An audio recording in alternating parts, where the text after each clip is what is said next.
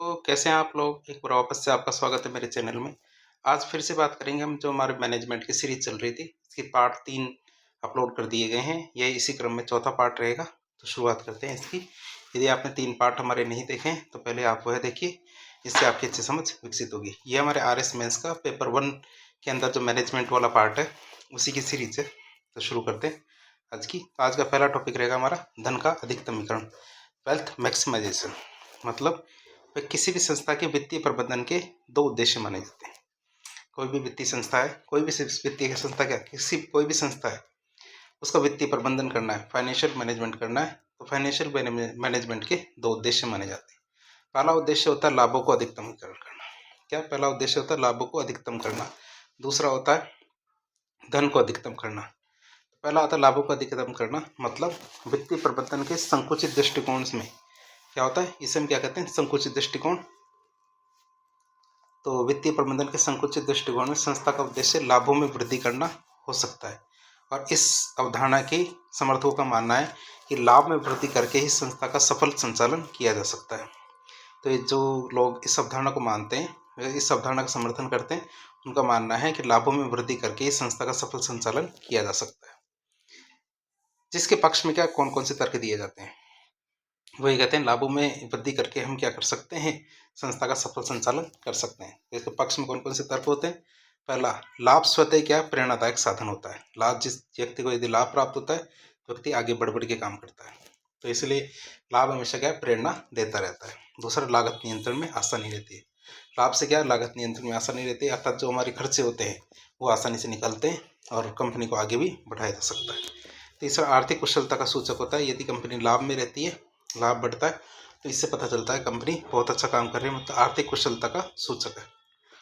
लाभों से सामाजिक उद्देश्य की प्राप्ति की जा सकती है, क्योंकि कंपनी समाज के अंदर और बहुत सारे कार्य करती है कंपनी, तो यदि कंपनी लाभ में रहेगी तभी कार्य कर पाएगी। इससे लाभों से ही क्या होता है, सामाजिक उद्देश्य की प्राप्ति संभव होती है। अब लाभों के अधिकतमीकरण के पक्ष में तो तर्क दिए गए, अब लाभों के अधिकतमीकरण के विपक्ष में तर्क की बात करें। विपक्ष में तर्क की बात करें, पहली तो बात करें, ये स्पष्ट नहीं है, अस्पष्ट अवधारणा होती है लाभों के अधिकरण। क्यों? क्योंकि यह अवधारणा स्पष्ट नहीं करती कि किस प्रकार के लाभों को बढ़ाया जाए, क्योंकि लाभ तो कई तरह के होते हैं। यदि संस्था के साख में वृद्धि होती है तो यह भी एक तरह का लाभ होता है, तो क्योंकि साख में वृद्धि होती है तभी आपका उत्पादन बढ़ता है, लेकिन वही है साख में वृद्धि को कई बार ये लाभ नहीं मानता, तो ये स्पष्ट नहीं करता कि किस प्रकार के लाभों में वृद्धि होनी चाहिए। दूसरा, मुद्रा के समय मूल्य की उपेक्षा। क्या कि मुद्रा के समय मूल्य की उपेक्षा की बात करें तो कई प्रकार के जो मुद्रा लाभ केवल मुद्रा में ही गिना जाए ये कोई जरूरी नहीं है। क्या कि मुद्रा वो लाभ क्या मुद्रा में ही गिना जाए ये कोई जरूरी नहीं है, लाभ तो किसी प्रकार का हो सकता है, तो इसकी उपेक्षा की गई इसके अंतर्गत। तीसरा, सामाजिक उद्देश्य की अवहेलना। कि क्या है, कई बार क्या है कि संस्था का उद्देश्य क्या समाज का विकास करना भी होता है।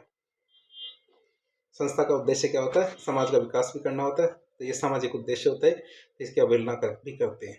ये जो अवधारणा हमारी जो लाभ का अधिकतमीकरण की, तो ये क्या सामाजिक उद्देश्य की अवहेलना करती है। इसके बाद आता है धन का अधिकतमीकरण। तो लाभ का अधिकतमीकरण तो हमने देख लिया, अब क्या देखेंगे, धन का अधिकतमीकरण देखेंगे। वर्तमान आर्थिक सामाजिक युग में केवल लाभ को बढ़ाना न तो प्रासंगिक होता है न ही व्यवहारिक। क्या वर्तमान आर्थिक सामाजिक युग में क्या केवल लाभ को बढ़ाना न तो प्रासंगिक है और न ही व्यवहारिक। अतः संचालकों को चाहिए कि वे नीतियों का निर्माण और संचालन इस तरीके से करें कि संस्था के बाजार मूल्य में वृद्धि हो। तो इसलिए क्या संचालकों को चाहिए कि वे नीतियों का निर्माण और संचालन क्या इस तरीके से करें कि संस्था के जो बाजार मूल्य में वृद्धि हो, और यही क्या है अवधारणा धन अधिकतमीकरण की अवधारणा कहलाती है। तो ये समझ गए होंगे, ये बिल्कुल विपरीत अवधारणा लाभ के अधिकतमीकरण की, कि वर्तमान आर्थिक सामाजिक युग में केवल लाभ को बढ़ाना ये ठीक नहीं है। आप सोचो कि केवल कंपनी लाभ कमा रही है तो काफ़ी है, और न तो ये ठीक प्रासंगिक है न ही व्यवहारिक। इसलिए संचालक या मैनेजर को चाहिए या मैनेजमेंट को क्या चाहिए कि वे ऐसी नीतियों का निर्माण करें और उनका संचालन करें कि संस्था के बाजार मूल्य में वृद्धि हो, अर्थात मार्केट में उसकी वैल्यू बढ़े। और यही अवधारणा क्या धन के अधिकतमीकरण की अवधारणा है। क्यों? क्योंकि वैल्यू ही धन है। परिभाषा के अनुसार पूछे, परिभाषा क्या है, प्रबंधकों की वह नीति जिससे संस्था की क्रियाओं का संचालन इस प्रकार से किया जाए। कि प्रबंधकों की वह नीति जिससे क्या संस्था की क्रियाओं का संचालन इस प्रकार से किया जाए कि अंशों के बाजार मूल्य में वृद्धि हो। किस में वृद्धि हो? अंशों के बाजार मूल्य में वृद्धि हो, उसे हम क्या कहते हैं, धन का अधिकतमीकरण कहते हैं। तो प्रबंधकों की वह नीति जिससे संस्था की क्रियाओं का संचालन इस प्रकार से किया जाए कि अंशों के बाजार मूल्य में वृद्धि हो, तो इस हो सके तो इसे हम धन का अधिकतमीकरण कहते हैं। क्या कहते हैं इसको हम धन का अधिकतमीकरण कहेंगे। अब बात करें धन का अधिकतमीकरण के पक्ष में तर्क क्या है, क्यों होना चाहिए धन का अधिकतमीकरण। पहला पक्ष में तर्क की बात करें तो मुद्रा का के समय मूल्य को मान्यता, मुद्रा के समय मूल्य को मान्यता दी जाती है कि जिस समय जो कंपनी होती है, जो संस्था होती है, उसके बाजार में क्या रेट है, रेट का मतलब क्या साख है, उसको भी बहुत ज़्यादा मान्यता दी जाती है। तो मुद्रा के समय मूल्य को मान्यता दी जाती है। दूसरा सार्वभौमिक अवधारणा है। क्या है सार्वभौमिक अवधारणा, मतलब कि पूरी दुनिया में इसको माना जाता है। क्या होता है, पूरी दुनिया में इसको माना जाता है, सार्वभौमिक अवधारणा है और सभी जगह इसको स्वीकृति मिली हुई, सभी जगह क्या है इसको स्वीकृति मिली हुई है। तीसरा सामाजिक दायित्व की पूर्ति का आधार है। ये क्या सामाजिक दायित्व की पूर्ति का आधार है। कौन सा धन का अधिकतमीकरण, क्या सामाजिक दायित्व की पूर्ति का आधार। चौथा रोकड़ का उचित प्रबंधन किया जाता है। इसमें क्या होता है, रोकड़ का उचित प्रबंधन किया जाता है। और पांचवा हितधारकों की हितों की सुरक्षा की जाती है। क्या हितधारकों के हितों की सुरक्षा की जाती है इसमें। तो अब दोबारा से देखें, धन के अधिकतमीकरण के पक्ष में तर्क कौन कौन से, तो मुद्रा के समय मूल्य को मान्यता दी जाती है, सार्वभौमिक अवधारणा स्वीकृति मिली हुई है, सामाजिक दायित्व की पूर्ति का आधार है, रोकड़ का उचित प्रबंधन किया जाता है। क्या रोकड़ का उचित प्रबंधन किया जाता है, हितधारकों की हितों की सुरक्षा की जाती है। अब हम बात करेंगे धन के अधिकतमीकरण के लिए प्रबंधकों के क्या कर्तव्य है। जो हमारा मैनेजर है या मैनेजमेंट है, तो मैनेजमेंट के क्या कर्तव्य हैं कि धन को अधिकतमीकरण के लिए, तो उनके दायित्व ये कर्तव्य की बात करें तो धन के अधिकतमीकरण के लिए प्रबंधकों के क्या कर्तव्य है। पहला कर्तव्य है उपलब्ध संसाधनों का कुशलतम उपयोग होना चाहिए। जितने भी आपके पास संसाधन हो तो संसाधनों का क्या होना चाहिए, कुशलतम उपयोग होना चाहिए। दूसरा स्वामी और हितधारक, क्या स्वामी और हितधारक मतलब लेनदार, कर्मचारी, निवेशक और समाज, इनके हितों में समन्वय रखना चाहिए। कि स्वामी और हितधारक मतलब लेनदार, कर्मचारी, निवेशक और समाज, इनके हितों में समन्वय होना चाहिए। अगला गलतियों के दोहराव पर नियंत्रण, मतलब कोई भी गलती हो जाए तो ध्यान रखना चाहिए कि वो गलती दोबारा ना हो। जो संस्था में क्या है कोई भी गलती हो गई तो उस गलती को दोबारा ना हो, इसका ध्यान रखें। गलतियों के दोहराव पर नियंत्रण होना चाहिए। धन के अधिकतमीकरण के लिए हम देख रहे हैं प्रबंधक या मैनेजमेंट है, उनको किन किन चीज़ों का ध्यान रखना चाहिए। तो वैधानिक कर्तव्यों की समय पर अनुपालना हो। क्या है वैधानिक जो कर्तव्य हैं उनकी क्या होनी चाहिए, समय पर अनुपालना होनी चाहिए, ये भी सुनिश्चित हो। फिर नवाचार को प्रोत्साहित करना। क्या धन अधिकतमकरण के लिए क्या नवाचार को प्रोत्साहित करना, ये हमारे धन के अधिकतमकरण के लिए प्रबंधकों का कर्तव्य होता है। अब हम बात करते हैं 2018 के अंदर क्वेश्चन भी आया हुआ है इसी से संबंधित कि संपदा को अधिकतमीकरण की अवधारणा को समझाइए या फिर धन के अधिकतमीकरण को समझाइए। तो संपदा ही धन है, तो ये इस कॉन्सेप्ट के अंदर गिना जाता है। संपदा होती है तो संपदा को ही धन माना जाता है। बात करें आगे आता है बहुराष्ट्रीय कंपनियां, भूमंडलीय उपक्रम, मतलब बहुत सारी ऐसी कंपनियां होती है जो अंतर्राष्ट्रीय कंपनियां होती है। मतलब एक कंपनी जिसका मुख्यालय तो किसी एक देश में होता है और दो या दो से अधिक देशों के अंदर उनके जो क्या संस्थान होते हैं, फैक्ट्रियाँ होते हैं, वहाँ पे कार्यरत करती है। तो उन्हें क्या कहते हैं, बहुराष्ट्रीय कंपनियाँ कहते हैं, जो जिनका मुख्यालय तो एक देश में हो लेकिन कार्य क्या बहुत सारे देशों में हो। तो परिभाषा की बात करें, अर्थ की बात करें तो वे विशाल औद्योगिक संगठन, वे विशाल औद्योगिक संगठन जिनकी औद्योगिक और विपणन जिनकी औद्योगिक और वितरण क्रियाएं उनकी शाखाओं के तंत्र के माध्यम से, किसके माध्यम से, उनकी शाखाओं के तंत्र के माध्यम से अनेक देशों में फैली हुई हो। तो वे विशाल औद्योगिक संगठन जिनकी औद्योगिक और वितरण क्रियाएं उनकी शाखाओं के तंत्र के माध्यम से अनेक देशों में फैली हुई हो, अर्थात यह उपक्रम अनेक देशों या क्षेत्रों में अनेक उत्पादों का तो उत्पादन या व्यवसाय करते हैं। अर्थात यह उपक्रम क्या अनेक क्षेत्रों या अनेक देशों में अनेक उत्पादों का उत्पादन और व्यवसाय करते हैं, जो अनेक देशों में फैला हुआ होता है। क्या जो अनेक देशों में फैला हुआ होता है, तो अनेक तो उत्पादों का उत्पादन करते हैं या और व्यवसाय करते हैं, तो उन्हें हम क्या कहते हैं, बहुराष्ट्रीय कंपनियां कहते हैं या भूमंडलीय उपक्रम भी इन्हें कह सकते हैं। तो परिभाषा को एक बार वापस बताएं कि अर्थ क्या है, वे विशाल औद्योगिक संगठन जिनकी क्या औद्योगिक और वितरण क्रियाएं, कि जिनकी औद्योगिक और वितरण क्रियाएं उनकी शाखाओं के तंत्र के माध्यम से उनके शाखाओं के तंत्र के माध्यम से अनेक देशों में फैली हुई हो, अर्थात यह उपक्रम अनेक क्षेत्रों में अनेक उत्पादों का उत्पादन और व्यवसाय करते हैं, जो अनेक देशों में फैला हुआ होता है, तो उन्हें हम क्या कहते हैं, बहुराष्ट्रीय कंपनियां कहते हैं। अब बहुराष्ट्रीय कंपनी की कुछ विशेषताएं होती है। बहुराष्ट्रीय कंपनी की कुछ विशेषताएं होती है। एक पहली बात तो विशाल पूंजीगत साधन होता है, इनके पास पैसों की कोई कमी नहीं होती। कमी तो सभी के पास रहती है, लेकिन इनका जो पूंजीगत आधार होता है ना, वो बहुत बड़ा होता है। मतलब ऐसा नहीं है 100-200 करोड़ की, कई कंपनियां तो 20-20 हजार, 50-50 हजार, 1-1 लाख करोड़ की कंपनियां होती है। दूसरी चीज, इसमें विदेशी सहयोग होता है। इसमें बहुत सारे देशों के सहयोग होते हैं, मतलब सरकार भी इनको सहयोग करती है। तीसरा, इनके पास टेक्निक होती है, टेक्निक भी उन्नत होती है, एडवांस टेक्निक होती है इनके पास। फिर बात करें, उत्पादन में नवीनता लेके आते हैं। क्या लाते हैं? उत्पादन में नवीनता होती है इनके। बाजार क्षेत्र क्या विस्तृत होता है, ऐसा नहीं कि एक ही देश या एक ही क्षेत्र में इनके उत्पाद बिकते हैं, इनके उत्पाद क्या बहुत सारे देशों में बिकते हैं। तो बाजार क्षेत्र कैसा होता है? विस्तृत होता है। बात करें, नियंत्रण का केंद्रीकृत स्वरूप होता है। क्या? नियंत्रण का केंद्रीकृत स्वरूप होता है, तो मतलब हेडक्वार्टर एक ही जगह होता है। तो वही बात है, बहुराष्ट्रीय कंपनियों की क्या क्या विशेषताएं? विशाल पूंजीगत आधार है, विदेशी सहयोग है, उन्नत तकनीक, उत्पादन में नवीनता, बाजार क्षेत्र विस्तृत है, नियंत्रण का केंद्रीकृत स्वरूप है। तो बहुराष्ट्रीय कंपनियों की ये विशेषताएं। फिर बात करें, बहुराष्ट्रीय कंपनी के मापदंड क्या है। क्या बहुराष्ट्रीय कंपनियों के मापदंड क्या क्या है? प्रधान कार्यालय स्थान विदेशों में, उत्पादन व्यवसाय होना चाहिए। मतलब प्रधान कार्यालय क्या स्थान और विदेशों में उत्पादन व्यवसाय होना चाहिए। तो वही बात है कि प्रधान कार्यालय तो क्या है कि एक जगह पे होना चाहिए, जो उसका ओरिजिन देश है। जैसे गूगल है, फेसबुक है, तो बहुत सारी कंपनियां जिनका क्या, अमेजन है, जैसे स्पेस एक्स है, टेस्ला है, तो बहुत सारी कंपनियां जिनका ओरिजिन जिन देश में हुआ है, तो वहाँ पे उसके कार्यालय होना चाहिए। और उत्पादन व्यवसाय क्या दूसरे देशों में भी होना चाहिए।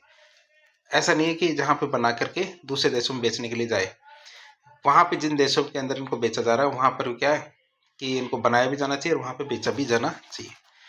कम से कम 2 या अधिक देशों में कारोबार होना चाहिए। उनका क्या है? कम से कम 2 या अधिक देशों में कारोबार भी होना चाहिए। परिचालन आय में कुछ हिस्सा विदेशों से अर्जित आय का हो। क्या? परिचालन आय में क्या हो?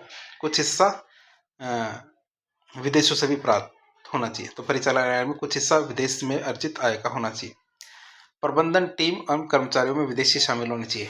क्या? प्रबंधन टीम, मैनेजमेंट टीम और जो हमारे कर्मचारी होते हैं उसमें विदेशी आदमी भी शामिल होने चाहिए। ऐसा नहीं है कि जैसे कोई विदेशी कंपनी भारत में काम कर रही है या भारत की कंपनी विदेशों में काम कर रही है, तो वहाँ जाने के बाद क्या है कि विदेशी कंपनी के आदमी या हमारे यहाँ पे काम कर रहे हैं या फिर हमारी कंपनी का आदमी विदेशों में काम कर रहे हैं।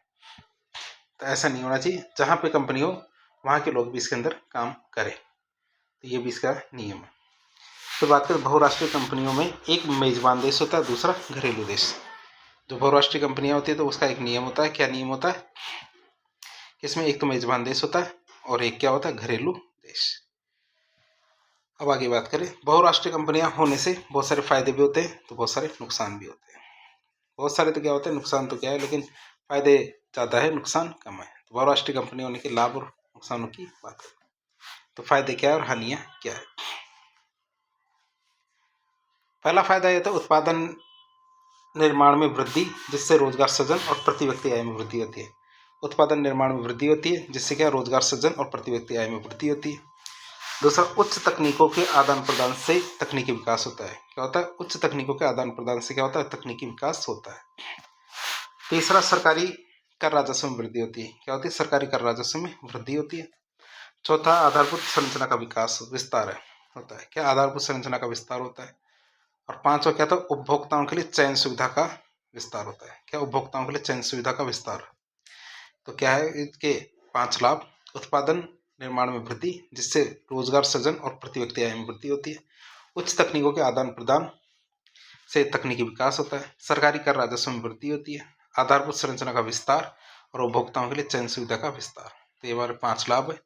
5 हानियों की बात करें तो गलाकाट प्रतिस्पर्धा होती है।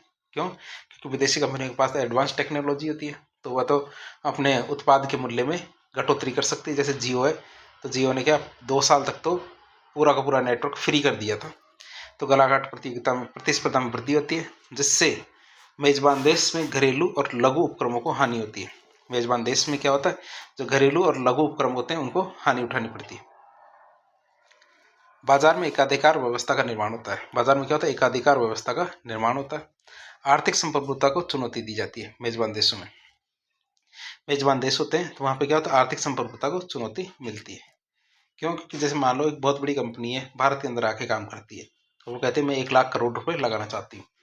तो कई बार क्या है, वो पर्यावरण को नुकसान करने का भी प्रयास करती है ना, तो सरकार उसको इग्नोर कर देती है। क्यों?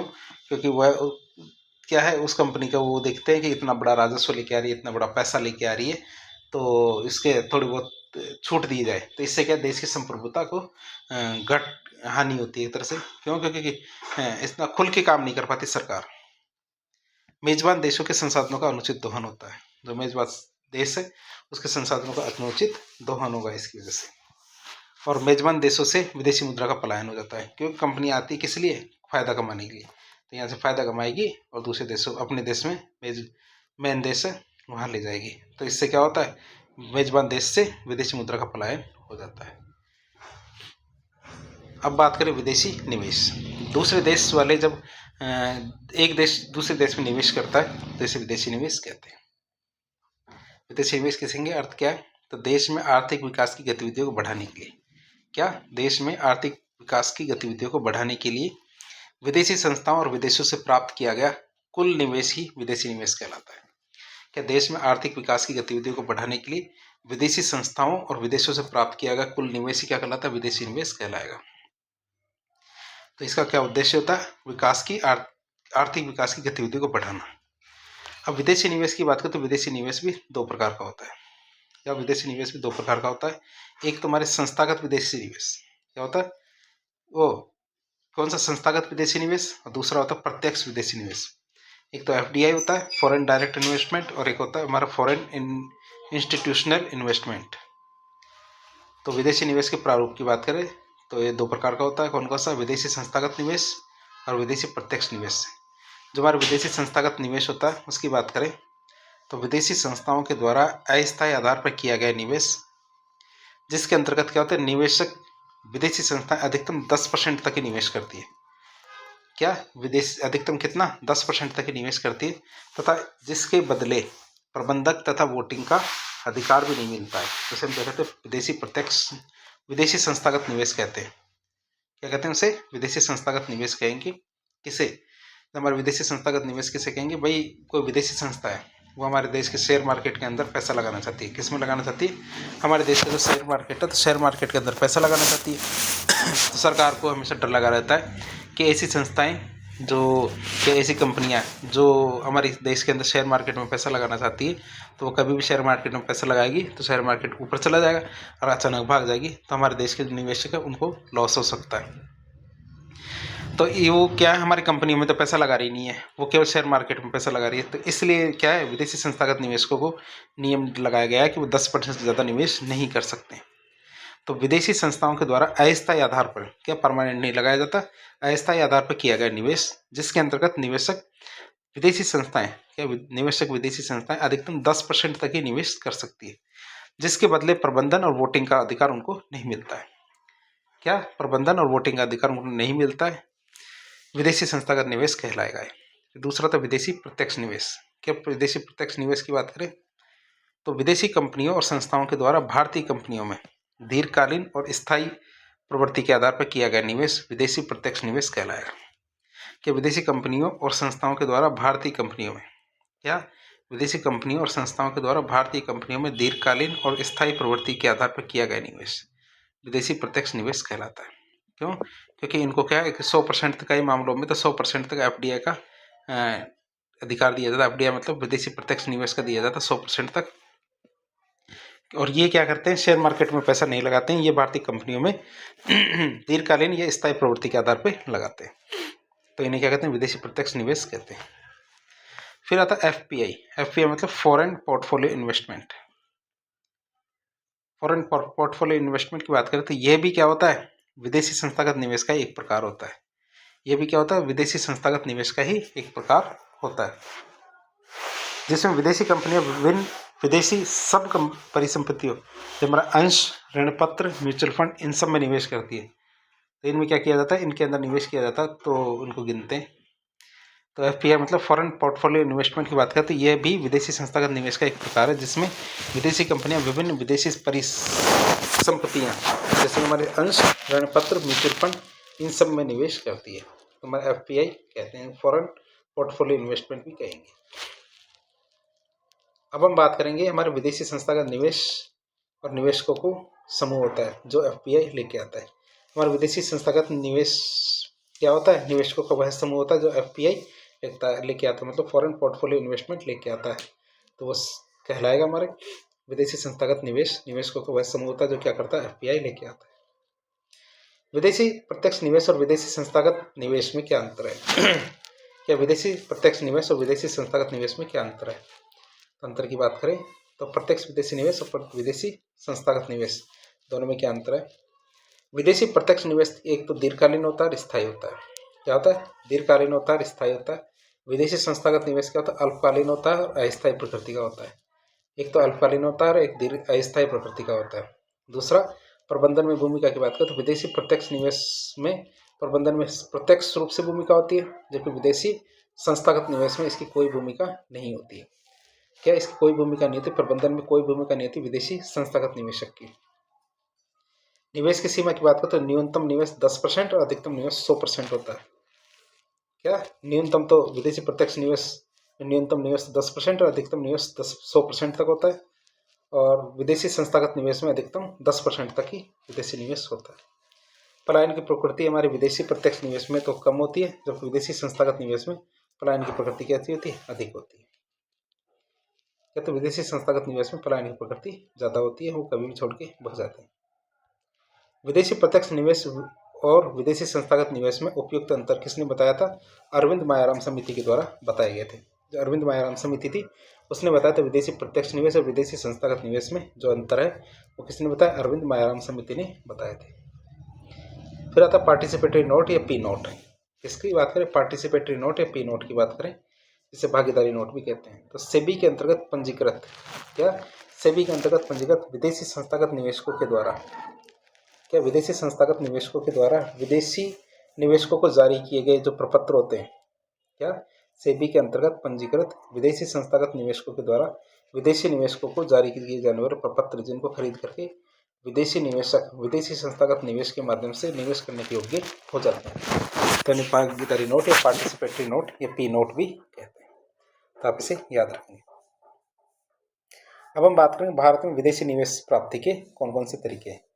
भारत में क्या विदेशी निवेश को किस तरीके से प्राप्त किया जा सकता है, तो उसकी बात करें तो भारत में विदेशी निवेश प्राप्ति के कौन कौन से तरीके हैं। पहला, सरकार से क्या आता है कि सरकार के द्वारा। दूसरा आता है रिजर्व बैंक के द्वारा। पहला आता है कि हमारा सरकार की बात करें तो इसे दिल्ली मार्ग भी कहते हैं, और आरबीआई वाले को मुंबई मार्ग भी कहते हैं। जो दिल्ली मार्ग है एक तरह की अनुमति वाला मार्ग है, जबकि आरबीआई मुंबई मार्ग क्या? स्वचालित मार्ग है।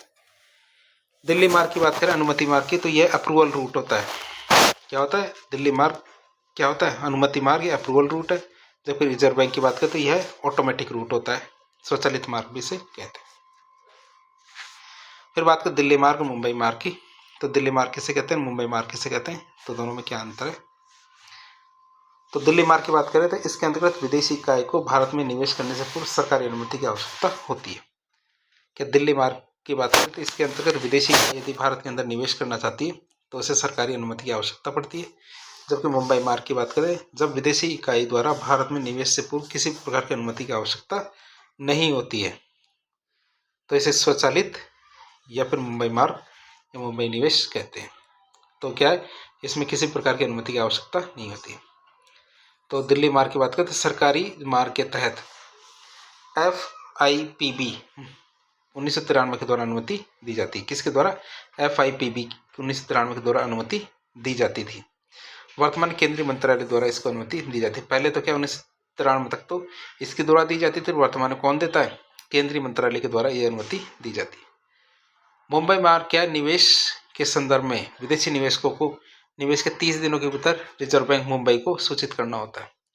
मुंबई मार्ग क्या? निवेश के संदर्भ में मुंबई मार्ग निवेश के संदर्भ में विदेशी निवेशक होते हैं, तो एक बार निवेश कर दिया, निवेश के तो 30 दिनों के भीतर का रिजर्व बैंक मुंबई को सूचित करना पड़ता है कि भैया हमने इतना पैसा निवेश किया है और इन चीज़ों में निवेश किया है, तो बताना पड़ेगा। फिर विदेशी निवेश के स्वरूप कौन कौन से होते हैं? क्या? विदेशी निवेश के स्वरूप कौन कौन से होते हैं? जो FDI आता है तो दो तरह से आता है। एक तो हमारे पहले से कोई कंपनी बनी हुई उसमें लगा दे, तो उसे तो कहते हैं ब्राउनफील्ड इन्वेस्टमेंट। और ग्रीनफील्ड इन्वेस्टमेंट मतलब विदेशी निवेश एक बिल्कुल न्यू कंपनी है, उसके अंदर कोई यदि पैसा लगाता है तो उसे कहते हैं ग्रीनफील्ड इन्वेस्टमेंट। ग्रीनफील्ड इन्वेस्टमेंट क्या होता है? जब विदेशी निवेशक किसी भारतीय कंपनी के साथ मिलकर कोई नई कंपनी स्थापित करते हैं तो ऐसे निवेश को हम क्या कहते हैं? ग्रीनफील्ड इन्वेस्टमेंट, ग्रीनफील्ड निवेश कहेंगे। और ब्राउनफील्ड इन्वेस्टमेंट तो जिसके अंतर्गत विदेशी निवेशक नई इकाई स्थापित करने की बजाय विद्यमान इकाई का स्वामित्व खरीदते हैं। क्या होता है? जिसके अंतर्गत विदेशी निवेशक क्या है? नई इकाई स्थापित करने की बजाय क्या विद्यमान जो इकाई है उसी का स्वामित्व खरीद लेते हैं, तो उसे क्या कहते हैं? ब्राउनफील्ड इन्वेस्टमेंट कहते हैं। लेकिन भारत में क्या है कि इसके कुछ फायदे भी हैं और कुछ नुकसान भी है।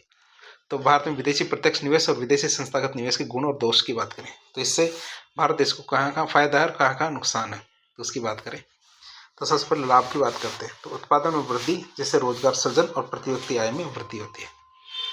इससे क्या तो उत्पादन में वृद्धि होती है, और उत्पादन की वृद्धि से क्या तो रोजगार सृजन और प्रति व्यक्ति आय में वृद्धि होती है। इससे सरकारी कर संग्रहण में भी वृद्धि होती है। तकनीकी और कुशलता विकास में वृद्धि होती है। आंतरिक शक्ति में वृद्धि होती है। उपभोक्ताओं के क्रय विकल्पों के चयन में वृद्धि होती है। क्या? उपभोक्ता के क्रय विकल्पों के चयन में वृद्धि होती है। उत्पादन गुणवत्ता सुधार होता है। अवसंरचना विकास और पूंजी निर्माण में सहायता मिलती है।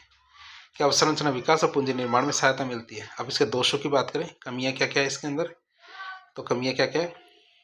पहली कमी ये आती है कि संसाधनों का केंद्रीकरण होता है इसके अंदर। इसमें क्या होता है? संसाधनों का केंद्रीकरण होता है। गलाकाट प्रतिस्पर्धा में घरेलू लघु उद्यमियों को हानि होती है। आर्थिक संप्रभुता को चुनौती मिलती है। एक समय के बाद पूंजी पलायन की समस्या आ जाती है, क्योंकि कंपनियां छोड़ छोड़ के भग जाती है, तो इससे क्या होता है? पूंजी पलायन की समस्या आती है। आर्थिक संवेदनशीलता से घरेलू निवेशकों को हानि होती है। क्या? आर्थिक संवेदनशीलता से क्या घरेलू निवेशक होते हैं, इनको हानि होती है। अब बात करें भारत के अंदर विदेशी प्रत्यक्ष निवेश में वृद्धि के लिए सरकार बहुत प्रयास कर रही है कि बाहर से पैसा आए और भारत में लगे। तो सरकार के प्रयास की बात करें कौन कौन से हैं, तो सरकारी लाइसेंस नियमन का प्रणाली का नियमन किया जा रहा है। उदारवादी कर प्रणाली है। पारदर्शी कर व्यवस्था। औद्योगिक इकाइयों की वित्तीय पुनर्संरचना। उदार विदेशी नियमन प्रणाली। जो हमारे विदेशी निवेश के जो नियंत्रण के बजाय प्रबंधन पे जोर दिया जा रहा है। क्या? अब क्या है 1991 के बाद में जब हमारा एलपीजी रिफॉर्म आया है, तो एलपीजी रिफॉर्म के बाद में विदेशी निवेश के नियंत्रण की बजाय उस पर के प्रबंधन पे जोर दिया जा रहा है। व्यूह रचनात्मक द्विपक्षीय विदेशी अनुबंधों का निर्माण किया जा रहा है। क्या? व्यूह रचनात्मक द्विपक्षीय विदेशी अनुबंधों का निर्माण किया जा रहा है ताकि कोई आसानी से छोड़ के ना जा पाए, और भारतीय पूंजी बाजार में सुधार करने के प्रयास किए जा रहे हैं। तो आसपास के काफ़ी ज़्यादा शोर हो रहा है, तो हम इसको यहीं रोकेंगे, तो ये शोर खत्म हो जाता तो उसके बाद अगला पार्ट लेके आएंगे। तो आज के लिए इतना ही रखेंगे। तो इस प्रकार के इन्फॉर्मेटिव वीडियो देखने के लिए हमारे चैनल से जुड़े। वीडियो यदि पसंद आए तो वीडियो को लाइक करें, चैनल को सब्सक्राइब करें, अपने दोस्तों के साथ शेयर करें। धन्यवाद।